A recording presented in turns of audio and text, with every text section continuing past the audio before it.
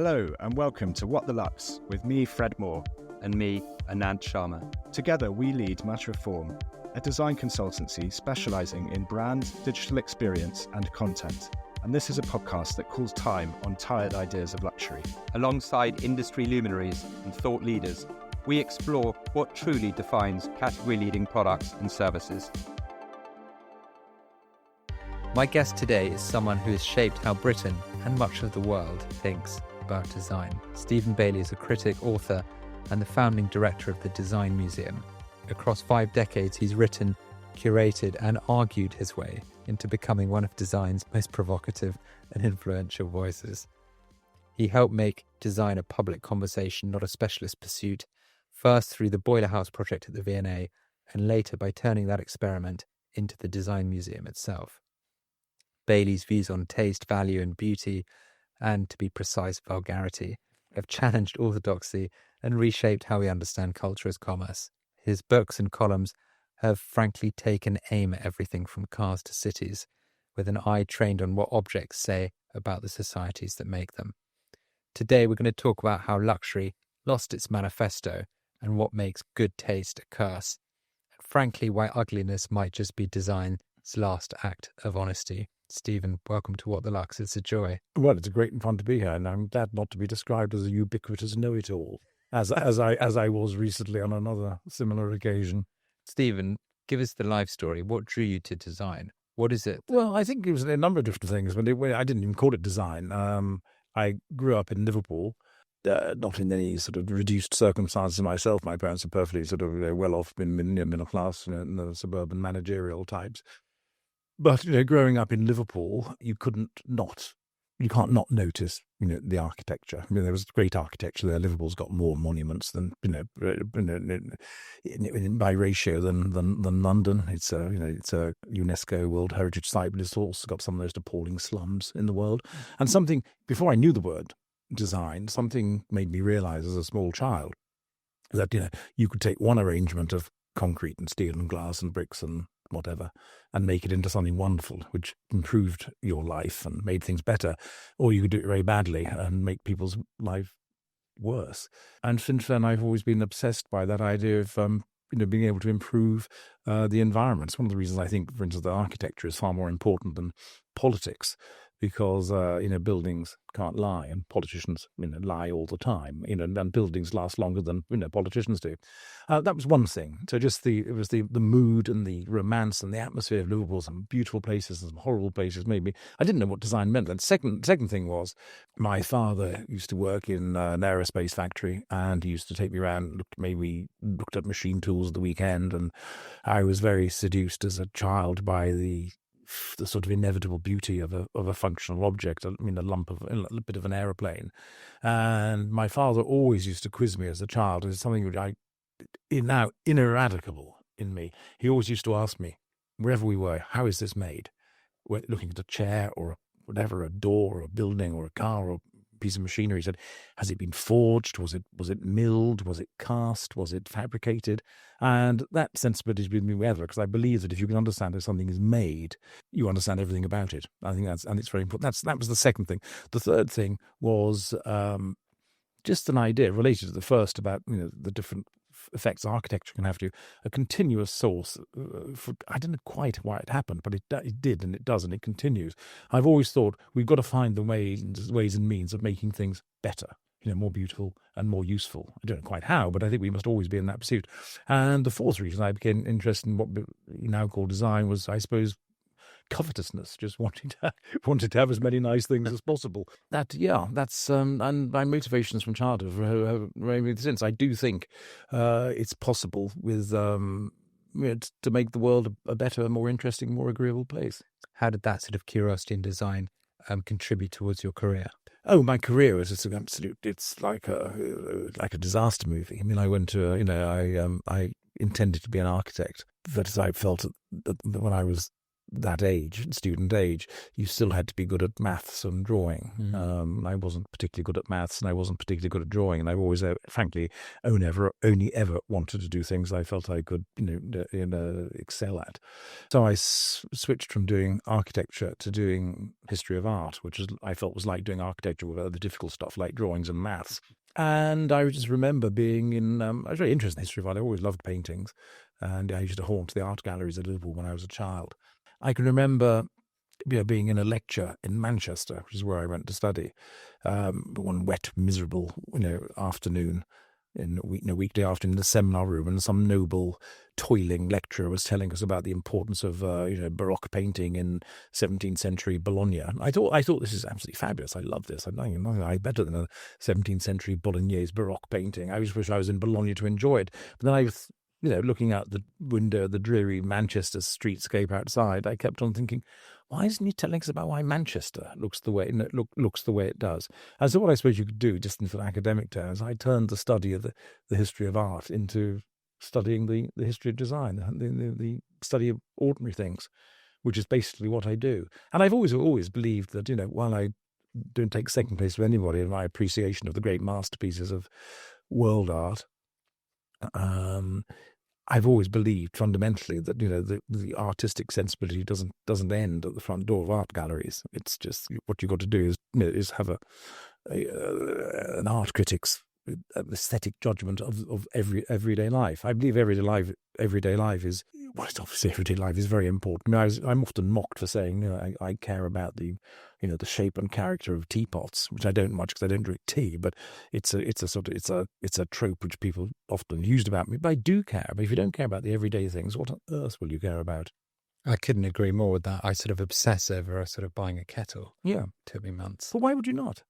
You live with one lives with these things. One lives with these choices. You may as well make the best of it. That's the great beauty for me about design. I mean, I am quite elitist, really, because I always believe that life should be on, about gradients. One's in one place and one wants to be in a different place, possibly higher, occasionally lower. But so I am an elitist. But I think the great thing about design, which separates it in many ways from the conventional masterpieces of art, the great thing about design is it can be made widely available and inexpensively, and you can appreciate beauty can be democratized, which I suppose is a way of describing what design is about. Stephen, can you talk us through your career highlights? That won't take very long. You want to ask me something else? I'm interested in what you've done, and then I'd like to come to what you've written. Well, my career highlight, the first career highlight, was managing not to get expelled was thrown out of university after my first year, which was a strong possibility because I did quite well at quite a good school, and I was extremely lazy. So I worked very hard at things I liked doing, and not at all hard at things I didn't like doing, which got me, which allowed me to survive and even flourish at school. But I went to quite a competitive university where it was full of people exactly like me, also done really quite well at school. So I very nearly failed to last the first year. And then suddenly I realized that I could best the system. Like Bach once said, anybody could have written what I've written if they'd worked as hard. And I just realized that I could actually, because I got quite a good memory, I just determined to read more than anybody else. And I did. But I only ever at university, read in some daylight hours because I liked having my amusements in the evening. But I've always been an early riser as well. But I've always, I never did any work after about 5 o'clock at university. So surviving university and doing surprisingly well there. That was the first career thing. Then I got a job in teaching in a university, which is another surprise. And I wanted to teach, what I now became known as design. And in those days, there were almost no books about the subject. I mean, there were sort of dutiful books about William Morris and the arts and crafts movement and that sort of thing, but no one had written a book which looked at the ordinary world and treated it seriously. I mean, cars and ordinary furniture and pens and cameras and that sort of thing. And I needed a book for the students, and there wasn't one, so I wrote one, which was called In Good Shape, and that was published in 1979. And that was one of the, pivot is an overused word nowadays, but that was a genuine pivot in my existence when this book came out, because it was widely reported, happily, because people just came up to me and part of the thesis and the PR, we used to this sort of things. Don't tell me someone designed that. And we take it as a commonplace nowadays. We you and I know that someone made a decision about what that should be. So, no, well, pen. I said, don't tell me you're talking about a pen in the same way as you might talk about a work of art. I said, yes, you can, because someone somewhere made a decision about what it should look like, and that might be a lower order decision than the Sistine Chapel. But it's the same sort of, it's in the same sort of thing. So that was the first, and that book got noticed by Terence Conran, who at the time was very well known as a entrepreneur of design retail shops called Habitat, which helped change Britain's taste.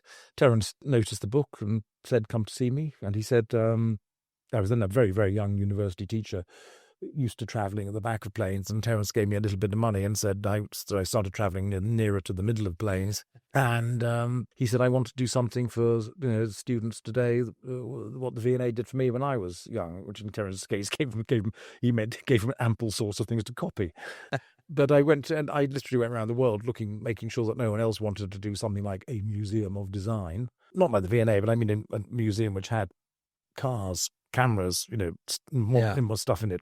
No one was. And the first thing we actually found, we actually found a site in Milton Keynes. Milton Keynes, laugh at it now, but it's an idealistic project I rather enjoy, and I think it's a great success. But we had a site there, and this is the vision we had, was that somewhere in Milton Keynes, we would build a sort of warehouse-like thing. It's 1978 I'm talking about now, warehouse-like thing, which would have sort of primitive robots getting objects off shelves so students could study them. And funnily enough, that's actually now come to pass, because the V&A East recently opened in London is doing exactly that. They've got all the storerooms of the V&A, put them in there, and you can just go and you can now book online. Of course, you can now haul an object off the shelf and study it. So that's actually happened. But we didn't build in Milton Keynes because Roy Strong, who was then director of the V&A, found out what we were doing, and with his characteristic mixture of style, generosity, and athletic opportunism, said to Terence and me, "Why didn't you get started here?" And so we built what became known as the Boilerhouse project, called the Boilerhouse because it was literally in the old Boilerhouse yard of the V&A where the old central heating equipment was. And we liked the name Boilerhouse because it sounded like a garbled version of Bauhaus, but also Boilerhouse suggested the sort of the ferment of useful industrial activity.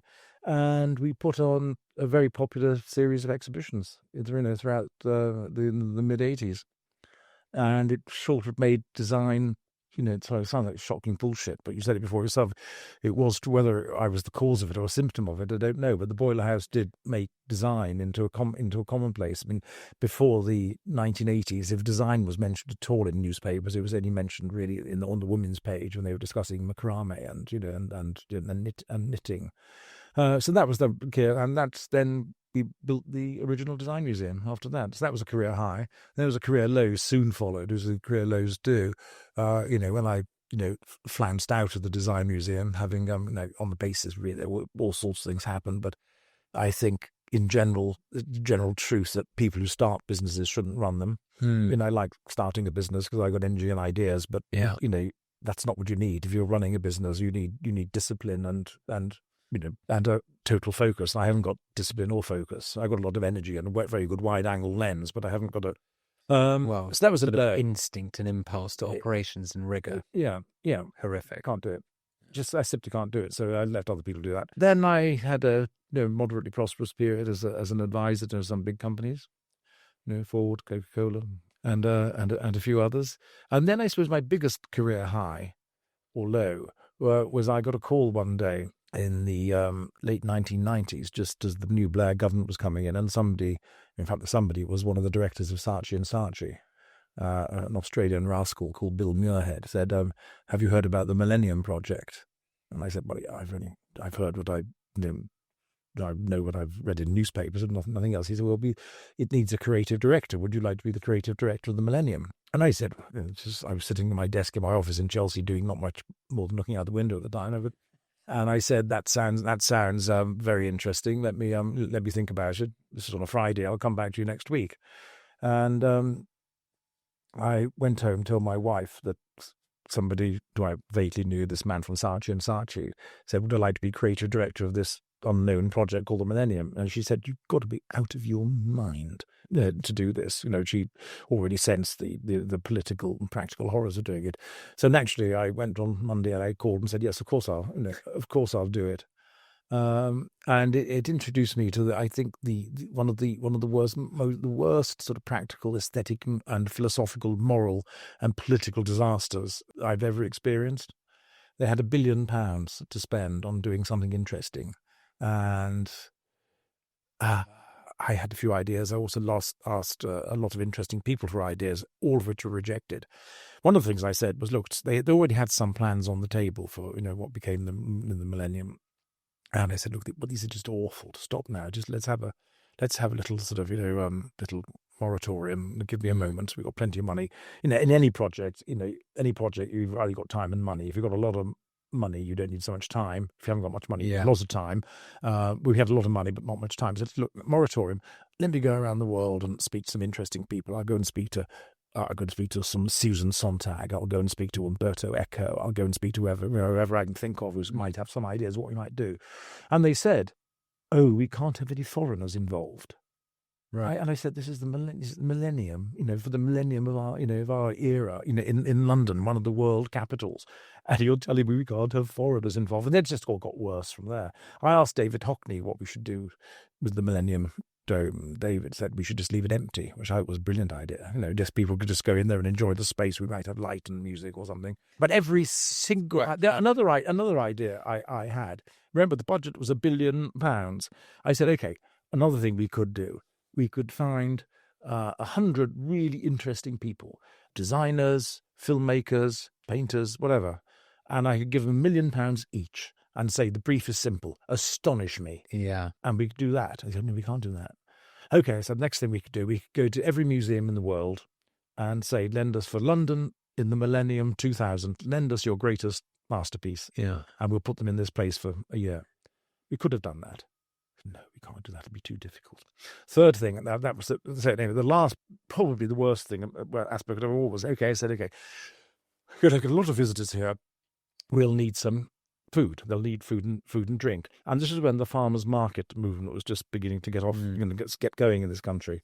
And I said, look, it's a fantastic opportunity. We could have farmers' market types selling good, wholesome food and drink, which would be a fantastic commercial opportunity for them. It would be an education for the public, and it would be a very virtuous way of spending some of our budget. Everybody would enjoy it. It would have an economic benefit, a cultural benefit, and a gastronomic benefit. They said no, and they gave the catering contract to McDonald's. No. Yeah. And so that was the quality of reasoning. What did happen with it all? He went to McDonald's. McDonald's had the catering contract for the Millennium.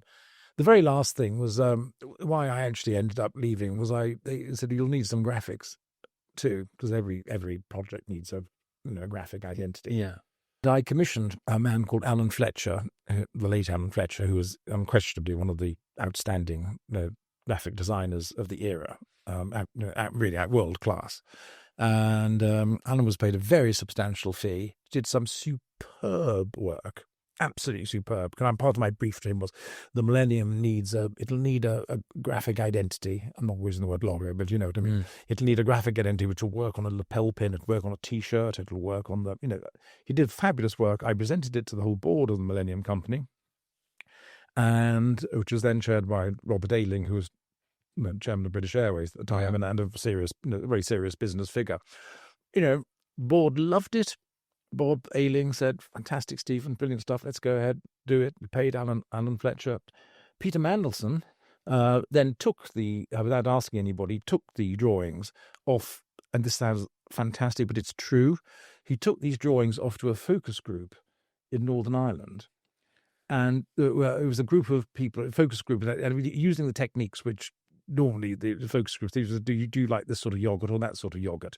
Showed them this amazing collection of graphics. And this focus group in Northern Ireland said this graphic device created by this genius of graphic design, they said it looked like a map of the British Isles, but without Ireland on it, which it didn't like anything of the sort. And so then Mandy said, no, we can't do it. And I said, well, we've just paid the world's most famous graphic designer, a huge amount of money to this. The board has just, and that was, no.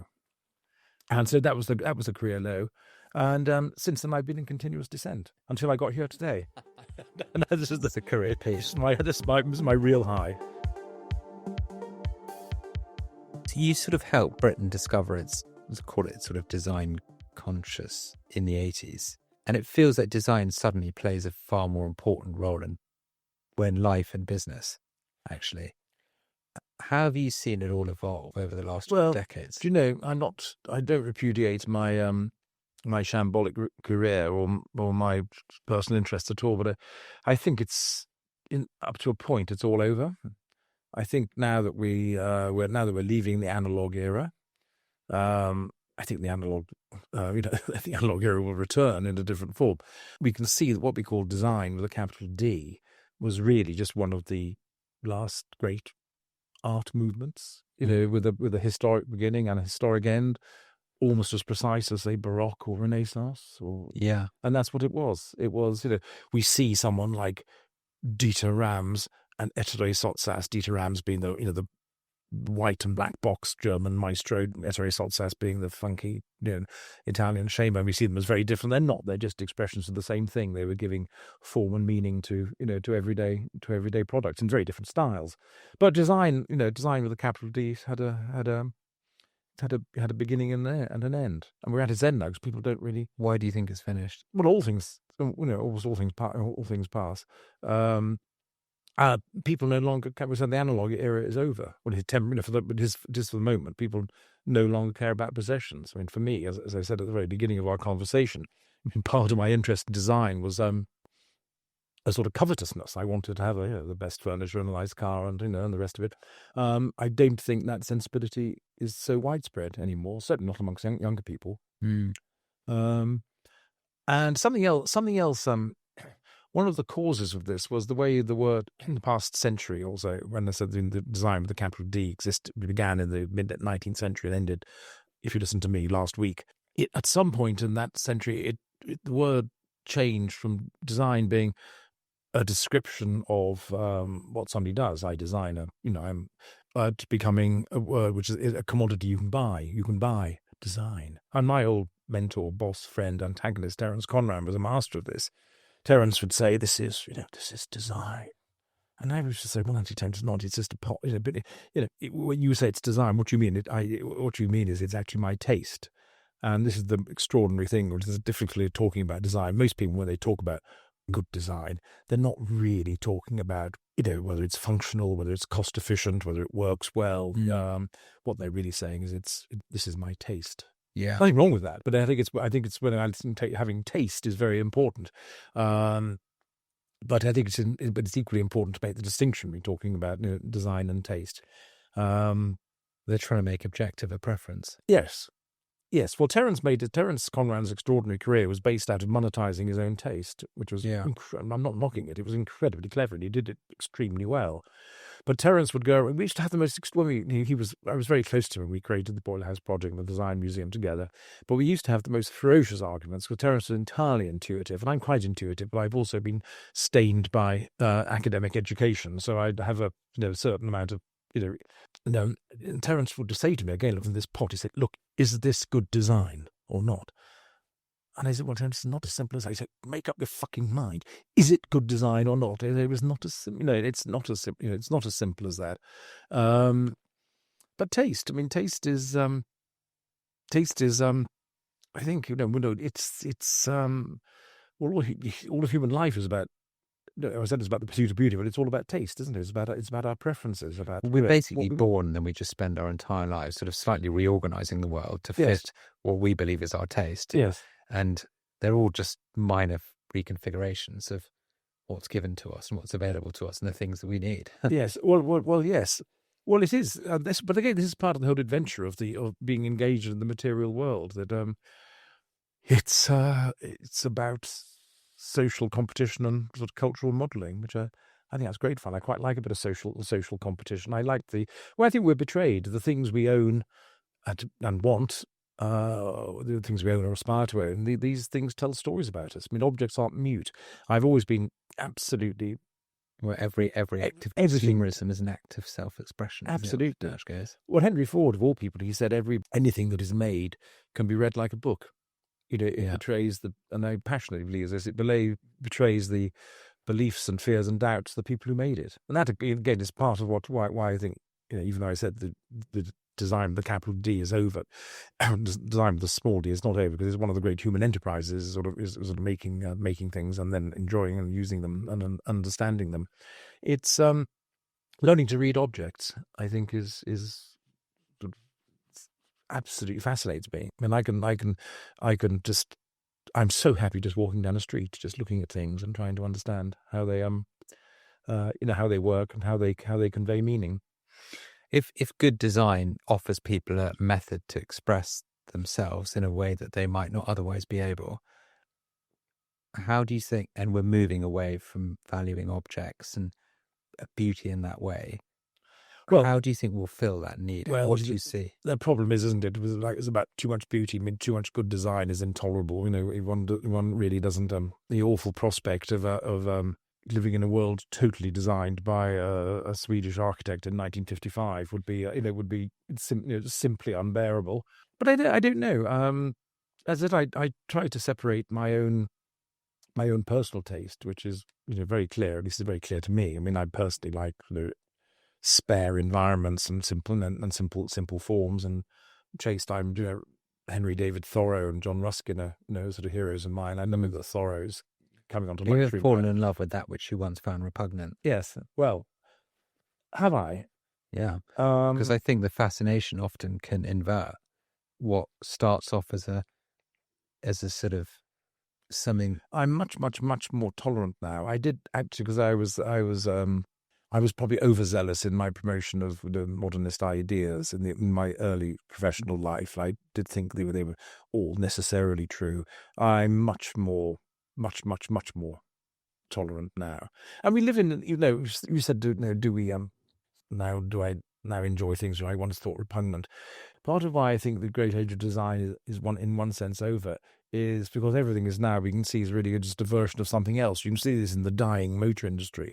They're all just reissuing versions of something which existed before. I think it's one of the most depressing places to look, actually. Yeah, well, I was just talking earlier this morning to the Renault's chief designer about a new car of his, which is frankly, it's electric, so it's not the same as the petrol predecessor, but it's frankly, conceptually, it's a reboot of a 30-year-old design. Well, there are several things going on in the motor industry at the moment. They're all terrified of China, and China is obviously going to dominate the world. Yeah, motor sales, if it isn't already. We need a battery at body kit. It will through soon, and these are just absolutely faceless, charmless, uninteresting, perfectly adequate. They have no more character than a fridge, which is sort of fine. So the European and indeed American manufacturers are now just mining the past. It's the only thing they've got to separate themselves, from the Chinese. And the problem about this sort of repetition is you can only do it once for one generation. You can't keep on repeating. I asked a guy, his name's Lawrence van den Akker, who's Renault's chief designer. I said, "Does this mean? Do you think that novelty has come to an end? Have we run out of novelty in car design?" It's quite evasive about an answer. I think we might have done. Is all art is all design just a remix? Well, isn't all art and all culture is just a. Yeah, it's a continuing. It's like that wonderful old saying about a building. You don't finish a building, you start it. All great buildings are just accretions, and they're built upon. I think. And it's the same with everything. Art is theft, isn't it? What's the famous old line about great Picasso or Eliot or one of those? Perhaps they both said it. Perhaps they both stole it from each other. They said, great artists don't borrow, they steal. Yeah. So that's fine. But about the thing about, I don't want to get into eco-politics, it's absolutely not my subject. A petrol or combustion engine would be diesel too. A combustion engine's got, something like 10,000 measurable parameters, going on in it. And they can take 10,000 parameters, can take all sorts of forms and creates all sorts of character. Electromotors don't, and there's a reason why a little Fiat Cinquecento with a 2-cylinder air-cooled 600cc engine looks the way it does, and why a Ferrari 250 GTO, the world's most expensive car, with the 3.4-litre V12 with 6 double-barreled Weber downdraft carburetors, looks the way it does. Those engines have character and personality, But which find presumably expression in the... our predecessors looked upon the mechanical age, with scorn, having moved from true character of a sort of horse, for example, and so I'm always just asking myself, am I just resistant to change? How able am I to embrace change, and how does that become harder with age, and do you become harder to see things out of the cycle which you live? I certainly like being astonished, and I in many respects I'm open to challenge. Well, I like being challenged, but I think inevitably as you get a little bit older, your opinions harden. It does feel sadly like we are on the verge of a general disintegration of, I agree with you, of design, and it's become so irrational to take the more charming path that it's almost unjustifiable. I think it's over forever. We're in it. This is a moment of it's a genuine hiatus at the moment. I mean, that as the great design with the capital D is an artistic movement, just more or less grinding to an end now. We're in a very, very, very peculiar moment where people are uncertain about values and beliefs. And what was it? It wasn't G.K. Chesterton, didn't he say? I think it's something to do with the temporary disappearance of God. He said when people don't believe in God, it's not they don't believe in nothing; they believe in anything. Yeah, and that's what's sort of going on at the moment. People believe in almost anything. Do you think it's possible to go back? Yes. Not back in a sort of retrospective, nostalgic, sentimental sense, but I think human. I quite like analog civilization, and I don't mean just European civilization. I mean the human. I like the world of statues, of sculptures, of architecture, of pictures, and that's why that's how our great civilizations are remembered. Yeah, not by abstractions. They're remembered and enjoyed because of the physical artifacts they created, and I think that's absolutely fundamental to human existence. The world of design always sits in juxtaposition to the world of luxury. They're close neighbours, I think. The history of the word luxury is quite interesting, isn't it? Because it great comfort and convenience. Well, no, but I mean, first of all, it was about lechery and lust, wasn't it? And excess. I think sometime in the 18th century, it became to mean luxury was. Came to mean stuff which was desirable, but not indispensable.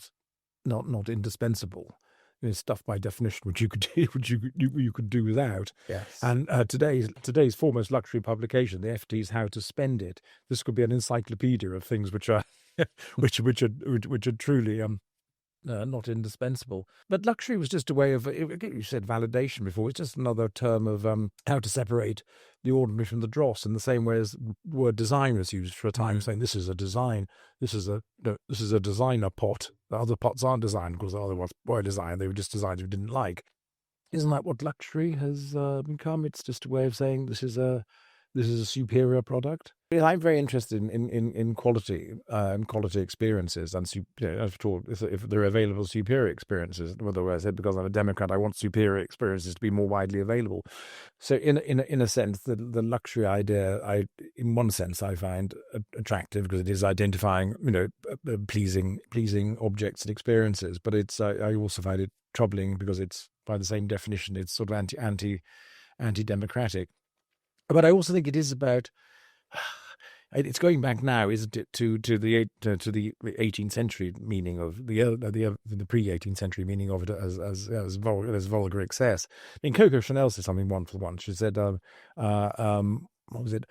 Luxury is not the opposite of poverty; it's the opposite of vulgarity." Yeah. And that's what true luxury is. Coco Chanel saw beautiful, beautiful dresses which last forever. She also said it. Things which transcend the depredations of time, and she also quite nicely, I think, at one point stated that luxury is when necessity ends. Yes, well, yes, and I think that's absolutely. She was absolutely brilliant. So brilliant was she that my daughter's called Coco in her. So is mine. Oh, really? Yeah. Well, there we are. It was explicitly in honour of Coco Chanel in my case. But luxury, I asked Jonathan Ive a while ago what he felt luxury meant, and he said two interesting things. He said he felt it was just he felt that that blinking, softly blinking light you get on Apple monitors, which shows that the thing's breathing. He said that's luxury because it's and he said it's luxury because it shows effort and care beyond what is necessary.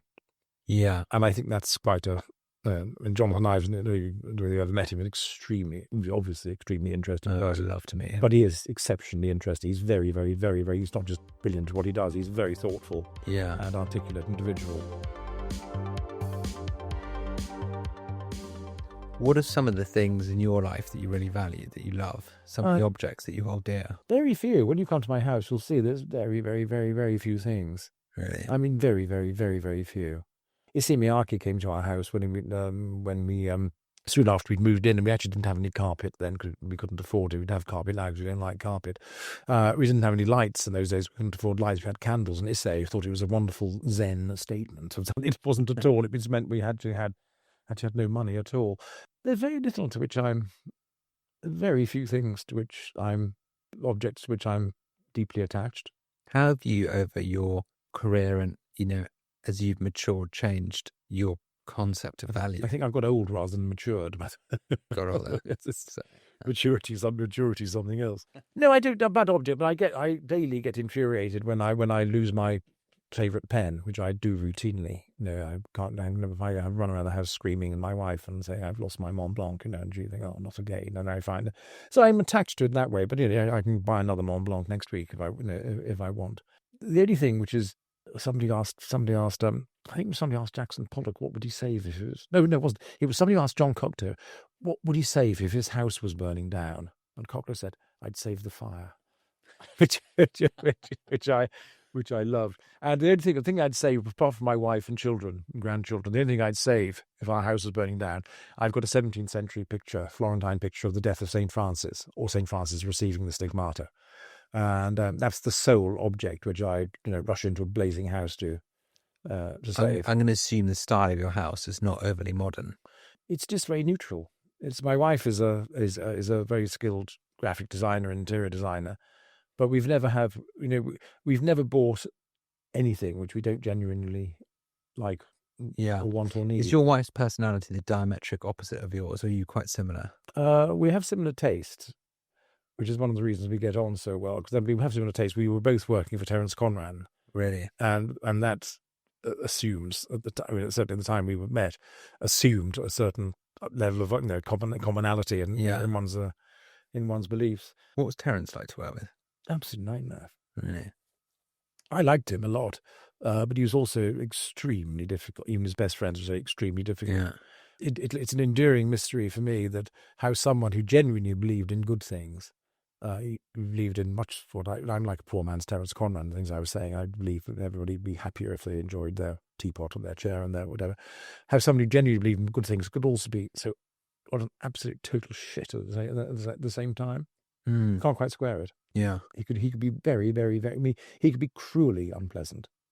Yeah. It was studied unpleasantness and genuinely liked tormenting and people. And yet at the same time, his belief in the importance of you and me having a nice chair and a nice teapot was real. Yeah. I can't square that. That's fascinating. Never will. One thing it'll be the last word I'll ever say on Terence, but it's one thing no one ever said about Terence. No one ever said Terence Conran, what a boring man. I said lots of over. Like people said, there are people who know Terence and people who like Terence, and they're very rarely the same person. But I liked him a lot, actually. We were very close. What would you change, Stephen, about your industry? Well, I think it's changing itself. It's sort of not my industry; it's theirs. I've only ever really been an observer. I think there's a serious demand for better quality buildings in this country, but we're probably going to build fewer new buildings in future. And I think creative reuse is becoming ever more important.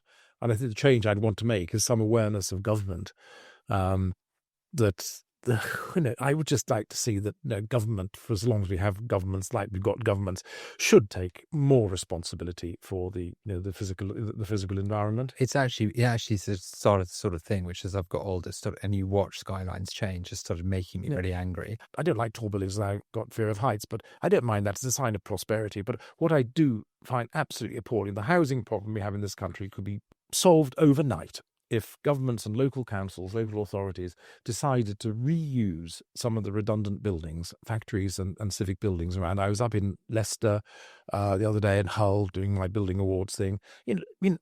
Someone like Leicester is full of fabulously impressive Victorian buildings which are empty. And they're trying to let them commercially. They're never going to be let commercially because businesses don't need premises like that. They could be turned into housing overnight. And every city in this country is the same. It could be done. Yeah. But no, for some reason, no one does it. I just do not understand. Bureaucracy. And it would be wonderful if you do that. You bring life back to the city centre of a place like Leicester and help people have a lovely place to live. And it doesn't. That's it really is a shame. I'd just like to, if I had a gun, I'd use it on the people responsible for not making these decisions and just not having the vision. It's an aesthetic thing. It's just not actually seeing that these things could happen. I love that thing Picasso said. If you can imagine something, it's already real. And I can imagine. So you asked what I'd like to change, not my industry, but the world I work in. It's just that awareness that we could make. In this country, our major cities are London's the world's one of the great cities of the world. Our secondary cities are great places too. Glasgow, Edinburgh, Liverpool, Manchester, Birmingham, Newcastle. But we have this terrible problem with the tertiary cities, places like Leicester, Hull, Derby, which are presently, frankly, hopeless. There's no economic case for their existence, but there could be, if the responsible parties, whether locally or nationally, would just do something about it.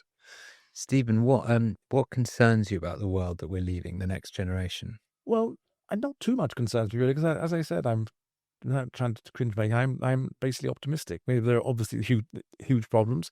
We know what they are. The growth of the population in Africa, because of driven by migrants, driven by poverty and economic and economic necessity. About that. The rise of aggressive despots all over the world. We know about this, but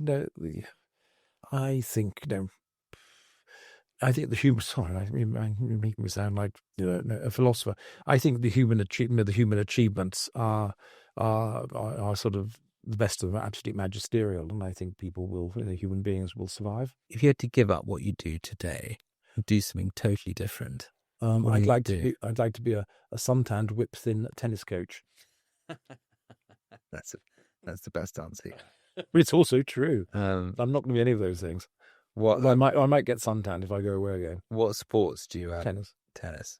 Well, I run as well, but I run badly. But I've been running forever. I love running. Yeah. For you personally, what's the most exciting thing in the next 5 years? Survival. And on that note, Stephen, thank you very much for your time. It's been a joy. Well, it's been a great talking to you too. Thank you. Thanks so much for listening. This has been What the Luxe. You can find us on socials at Matter Reform and drop us any questions or comments on Twitter using the hashtag #WhatTheLuxe. Or if you're a luxury brand looking for strategy and design that goes beyond the banal, get in touch via hello@matterreform.com and chat to one of our consultants.